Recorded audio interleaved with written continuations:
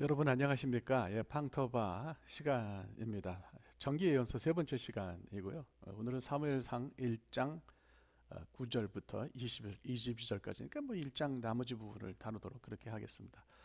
조금 세팅을 바꿨습니다. 왜냐하면 이제 모노로 녹음되는 것 때문에 조금 듣기 불편하시다는 분들이 있어서 그러면 아예 그냥 뭐 이렇게 좀 틀을 바꿔서 한번 해봤어요. 이게 괜찮으면 뭐 이렇게 이런 거 한 개 좀 마이크를 이렇게 걸친 게 좀 불편해 보이셔도 그냥 뭐 소리만 좋고 화면만 괜찮으면 그저 이렇게 하는 것도 괜찮을 것 같습니다. 자, 1장 이제 뒷부분 한나가 기도로 사무엘을 얻은 부분을 우리가 이제 함께 생각을 할 텐데요. 뭐 그 한나의 아버지 한 남편이죠. 아버지란다. 사무엘의 아버지 엘가나에 대해서는 지난 시간에 이제 자세하게 설명을 했어요. 그래서 고라의 후손이고 레위 사람이다 이렇게 이제 제가 말씀을 드린 기억이 납니다. 그러니까 사무엘도 이제 뭐 고라 후손이기 때문에 그런 얘기는 제가 충분히 여러분들에게 다 했어요. 그래서 오늘은 이제 그 엘가나의 아내 두 사람 또 특별히 한나에 대해서 같이 생각을 하겠습니다. 어떤 분들이 이제 그런 질문을 좀 하시는 분들이 있어요. 무슨 질문이냐면 엘가나가 아내가 두 사람 아니었냐? 이거 뭐 괜찮은 거냐? 이런 질문들을 많이 합니다. 그래서 일부 다처에 대해서 관심을 가지신 분들이 있는데요. 그냥 뭐 결론부터 말씀드리면 그거는 옳은 게 아니다. 이 성경에 있는 인물들이라고 그래서 뭐 다 이렇게 옳은 하나님 말씀대로 그걸 순종하며 사는 건 아니죠. 이거는 이제 그 당시 상황을 반영한 거라고 보여집니다. 특별히 이제 경제 상황을 반영한 거라고 그렇게 보여지는데요.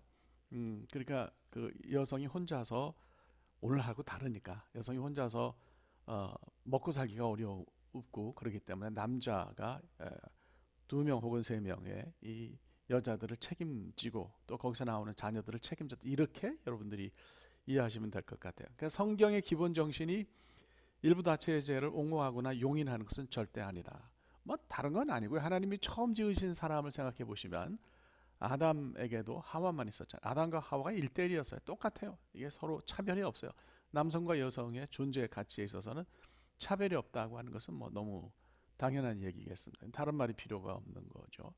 이제 결정적으로 얘기를 하면 엘가나에게 아내가 두 사람 있었다는 것은 그거는 그렇게 좋은 건 아닌 게 분명합니다. 뭐 우스갯소리를 좀 할까요?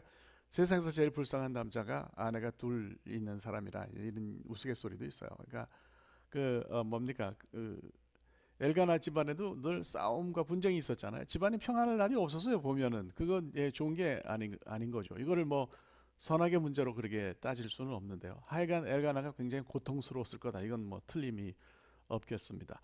엘가나가 좀 그 브닌나와 한나에게 공정하게 했으면, 공평하게 했으면 고통이 적지 않았을까? 뭐 그래도 어려움이 있었겠지만 뭐 그런 생각이 드는데 뭐 그것도 못했으니까 뭐 고통은 뭐 당연했겠다 이렇게 생각합니다. 그 아내에 한 사람 아내 가운데 한 사람 분인나인데요. 저는 제가 성경 해석자로서 객관적으로 볼 때 분인나는 억울했다 이렇게 말씀을 드리고 싶습니다. 제가 보는 시각에 뭐 그거에 대해서 다른 생각을 가지신 분도 있을 수가 있는데 분인나는 히브리 말로 읽으면 베닌나입니다. 베닌나인데 이거는 보석이라는 뜻이에요. 그러니까 사람의 이름이 보석이니까 브린나가 굉장히 아름다운 사람이었다 이렇게 우리가 이제 생각을 얼마든지 할 수가 있는 거죠. 뭐 그녀가 아름답건 아니건 그런 문제를 떠나서 본문을 통해서 볼 때도 그녀의 가치를 무시해서는 안 된다고 생각합니다. 뭐 브린나 입장에서는 잘못한 게 별로 없잖아요. 단지 이제 그녀가 자세히 기록되지 않은 것은 또 뭐 혹은 어떤 분들은 다소 좀 부정적인 그런 인상을 받으실 수도 있는데요. 그거는 그냥 그녀가 사무엘의 엄마가 아니기 때문이에요. 그래서 그녀에 대한 분인나에 대한 판단은 저희들이 안 하는 게 좋습니다. 좋다 나쁘다 이런 판단은 절대 하지 않는 게 좋아요. 사무엘서를 쓴 분, 사무엘서 기자의 관심은 한나와 사무엘에게 있었다 이렇게 볼 수가 있는 거죠. 우리는 그것만 보면 되는 거죠. 본류만 따라가면 되는 거지. 성경이 이야기하려고 하는 것이 무엇이냐 이거에 관심을 가지고 보면 되는 거지. 자꾸 그 옆에 뭐 다른 이야기 이런 데로 관심을 가져가게 되면 성경 해석이 이제 산으로 간다 이렇게 생각할 수가 있어요. 자, 그 엘가나의 또 다른 아내 이름은 한나였습니다. 이건 히브리 말로 한나 이렇게 읽어야 돼요. 한나. 이게 영어로는 해나 H-A-N-N-A-H. 그래서 이 해나라고 하는 이름 가진 사람들 많아요. 그러니까 뭐 유대계통 사람들에게만 있는 게 아니고 일반적으로 많죠. 제가 아는 사람도 해나라는 이름 가진 사람들이 있어요. 뜻은 은혜, grace라고 하는 뜻입니다. 굉장히 좋은 뜻이죠. 그래서 이제 뭐 하여간 한나의 삶 자체가 특히 사무엘과 관련해서는 은혜, 하나님 주시는 은혜로 이렇게 도배되어 있었다 이렇게 해도 과언이 아닌 것을 볼 수가 있는 거죠.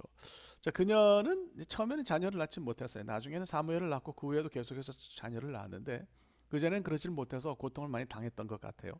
오늘날에야 뭐 자녀를 낳지 못하는 것은 못하는 것은 뭐 일부러 안 낳는 사람도 있고 안타까운 일이긴 하지만 그것이 뭐 잘못이거나 흠이거나 뭐 문제가 있다 이런 인식은 오늘날에는 하지를 않죠. 하지를 않는데 그 당시에는 이게 뭐 아무래도 중요했다 이렇게 볼 수가 있어요. 한나는 기도를 통해서 사무엘을 얻었는데 이게 이제 좀 사람들에게 와닿는 부분이죠. 물론 이제 기도해도 자녀가 안 생길 수가 있죠. 그거는 뭐 누구 탓을 하겠습니까? 그거는 아무의 잘못도 아닌 거죠. 단지 성경에서 말하는 것은 한나의 경우는 기도를 했고 기도가 응답이 되어서 이제 사무엘을 얻었다. 그러니까 뭐 그 사무엘이라고 하는 사람의 그 어떤 위치, 그 사람의 지위 때문에 이제 관심을 이렇게 표명한 거라고 봐도 괜찮을 것 같습니다. 어쨌거나 저는 한나가 보인 기도를 통해서 기도에 대해서 좀 한 두 가지 정도 생각을 하려고 해요. 첫째는 뭐냐면 기도는 문장으로 구성된 것만이 기도라고 할 수 없다라고 하는 그런 사실입니다. 10절을 보면 한나가 하나님께 기도하고 통곡했다고 하는 그런 구절이 있어요. 엘리가 가만히 이제 그 한나를 지켜보니까 한 여성이 오래 기도하는데 입술만 이제 달싹거리면서 움직이고 음성이 들리질 않는 거예요.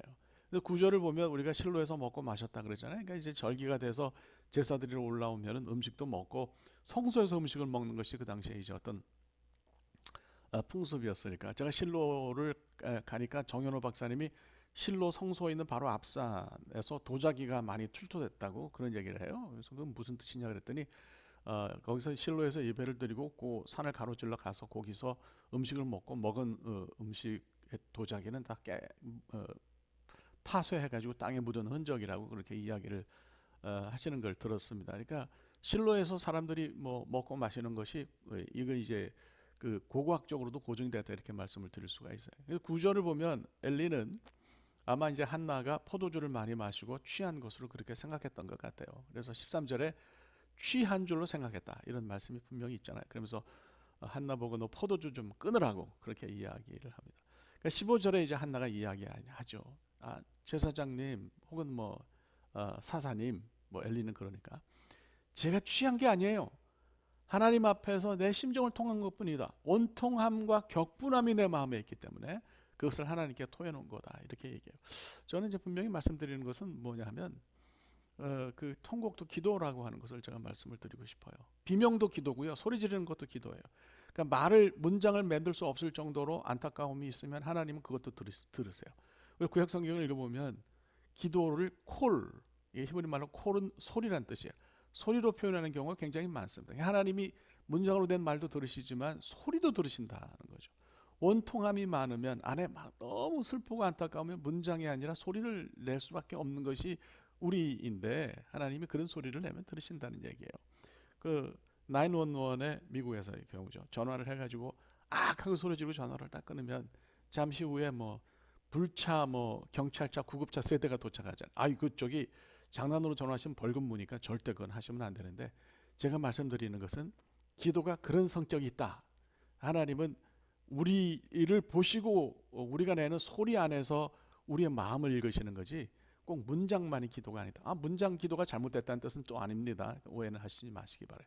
두 번째로 생각할 것은 뭐냐면 두 번째로는 그 기도했으면 낙심하지 않아야 된다. 저는 이제 그런 생각을 합니다. 그 낙심은 절대로 하지 말아야죠. 18절에 보면 이르되 당신의 여종이 당신께 은혜 입기를 원하나이다 하고 가서 먹고 얼굴에 다시는 근심빛이 없었다 그래요. 이거 히브리 말로 읽으면 로하유 락오드예요.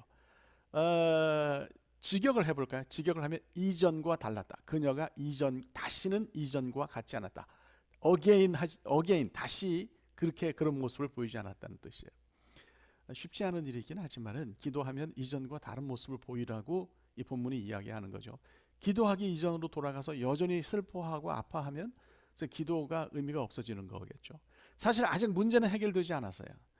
그러니까 슬플 수가 있는데 문제가 아니라 기도를 통해서 내가 변화하는 게 중요한 거예요. 내가 달라지는 게 필요한 거죠.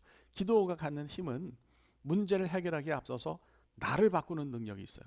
이런 능력 때문에 우리가 기도하는 거죠.